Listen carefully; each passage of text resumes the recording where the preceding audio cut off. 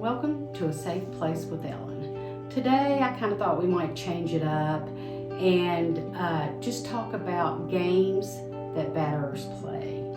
And if you've ever been in a domestic violence situation, you're going to recognize these. It's things that when you're getting ready to leave, when you stand up and make a stand, when you're in this domestic violence situation, and sometimes it's just things they do, and I'm absolutely sure most of you guys have been watching all of the things about narcissistic personalities and those kind of things, and how all of that intertwines with domestic violence. Well, it's true, and these are some of those games that they do play. This one, I'm going to say that probably happens when you've had enough. When you've had enough and you've decided that I'm leaving. And you say, look, I can't do this anymore, I'm leaving. First thing he's going to do is going to say, if you leave, I'll kill myself. I can't live without you, although, he's been abusive and he's put his hands on you, strangled you, maybe. Hit you, made you feel like you're nothing, like you're crazy, and even that your opinions don't matter. You've had enough of all of that, so you've decided to leave. That's what he's gonna. I'll kill myself, or I'll kill myself and I'll kill you. I'm not saying don't take those things serious. Always take violence serious. Always. However, sometimes it's just a game. I mean, it's so you'll stay. And if you talk to, and you guys out there that have been through it, you've stayed. I love you. I can't live without you. I'll kill myself if you leave. And sometimes even a weapon's involved. You stay. And they'll also make promises they can't keep. That's it. That's a game or a ploy. I'll go to an abuse class. I'll go to counseling.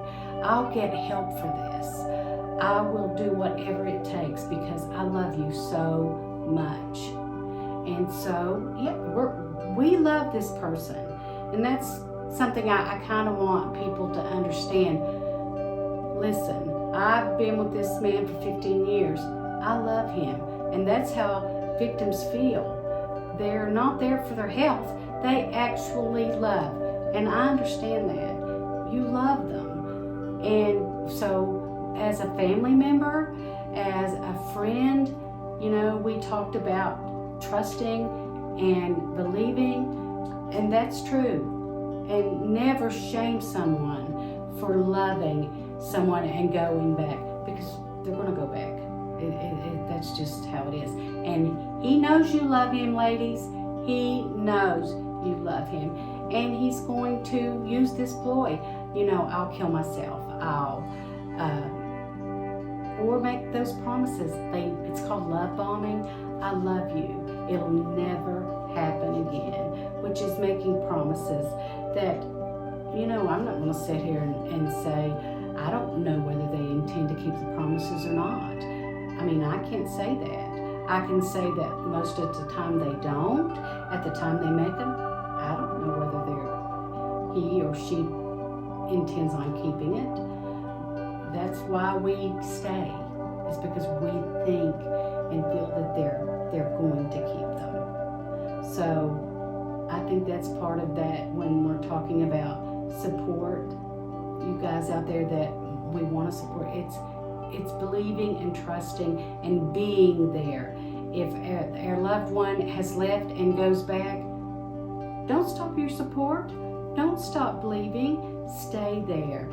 Stay with the person that is going through this. That's the support that they need, knowing that you're going to be there regardless of what decision that they make. They may threaten some kind of legal action. May not be true. I'll take the kids. we're going to get a divorce. I'm going to legally, the house is mine, the car is mine. I'll take it all. If you leave me, you'll have nothing. Legally, I can have it. Maybe he can, maybe he can't. And more than likely, he can't take the kids, but he's going to say he can. And, I'm not saying don't take those threats serious. I'm saying that a lot of men and even women, if they're the abuser, they make these threats that legally they can do these things. It's a game. It's a game. It's games that batterers play. Harass, threaten relatives and friends. One of the games is they take you from your family. You can't go visit. I'm not going to let you go see.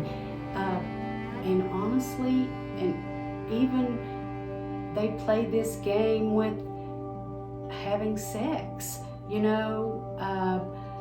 can't do this unless you have sex with me. It's manipulation. One of the games that batterers play is, let's go to church. I'll go to church, you'll go to church, that'll make things so much better. And they may do that for a while, but then they roll right back into the abuse. Abuse may not stop, and you still go to church, making promises that they can. I'll never hit you again. I'll never do that again. You can go see your family anytime you want. That's just making promises that more than likely they're not going to keep. Again, I don't know whether they're intend on keeping these promises or if it's just things they want to say to keep you to stay, or to help you stay. And we tend to believe that. We, as victims, we want to believe. We want to believe that the batterer is going to keep his promises. And the only really way of knowing that's not going to happen is we go back to find out. One of the reasons that, I want to talk about games that batterers play and the things that happen is so that we can be familiar with these games, and then we can recognize them when they happen. And if we recognize them when they happen, then we can see them for what they are, and then maybe we won't go back. Because if this is so common in abusive relationships and we can get this information out there, then we're gonna help people become survivors sooner. We're not gonna go back as often, and it may be that one time when someone's saying, "Oh, this is what happened and that's what happened." It can't be just a coincidence that all of these things are happening to multiple women. It's a pattern that happens in abuse, happens in domestic violence. And so if it's a pattern, then it may help us make up our minds a little quicker not to go back, or to have a safety plan.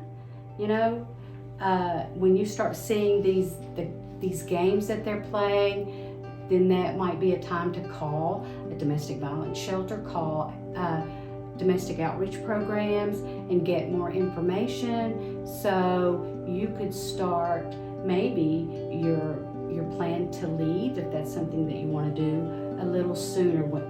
You're able to realize that, he's probably not going to change. So I really urge, if you're going through these things and you see some of these patterns, and you may already know it, but if you know that you have help and that you can call one of the 4 outreach programs that we have, call the shelter, ask for me, and I will help you through this. And if you call an outreach program, I can tell you that every advocate that we have there will be more than glad to help you get through this, and they will guide you to the appropriate